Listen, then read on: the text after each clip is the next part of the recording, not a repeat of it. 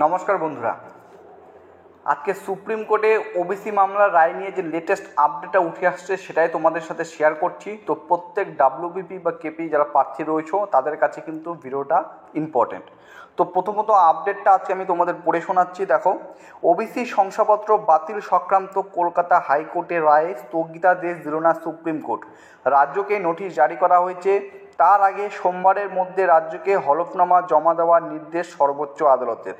মূলত তিনটি বিষয় হলফনামা জানতে বলা হয়েছে রাজ্যকে। সেগুলো হলো, এক, কোন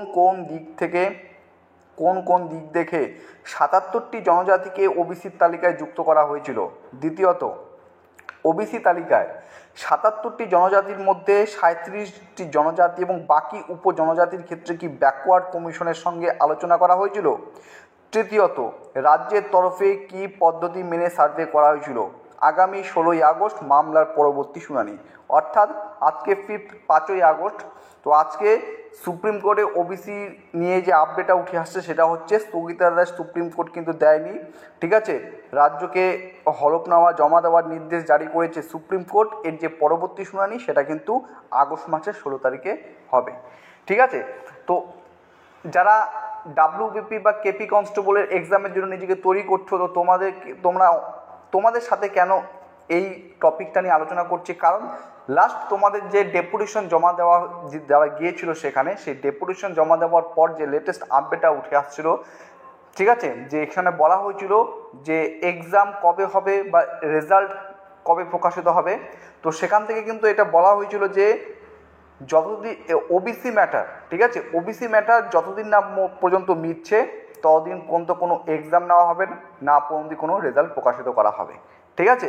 তো এই আপডেটটা তাই তোমাদের সাথে তুলে ধরার চেষ্টা করলাম।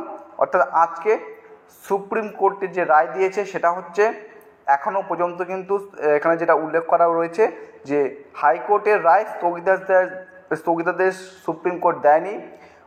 সোমবারের মধ্যে রাজ্যকে হলফনামা জমা দেওয়ার নির্দেশ দিয়েছে। পরবর্তী মামলার যে শুনানি রয়েছে সেটা কিন্তু রয়েছে ১৬ই আগস্ট, ঠিক আছে। তো অবশ্যই ১৬ই আগস্টের দিকে আমাদের নজর থাকবে, দেখে নেব সেখান থেকে কী রায় উঠে আসে।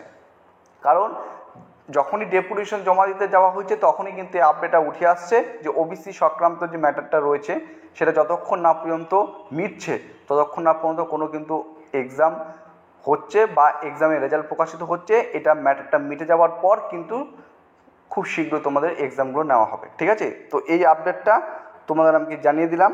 এর পাশাপাশি আরও এখানে আপডেট রয়েছে, তো আমি এটা তোমাদের শেয়ার করে দেবো গ্রুপে, তোমরা সেখান থেকে দেখে নিও, টেলিগ্রাম চ্যানেলে সেখান থেকে দেখে নিও। চলো, জয় হিন্দ।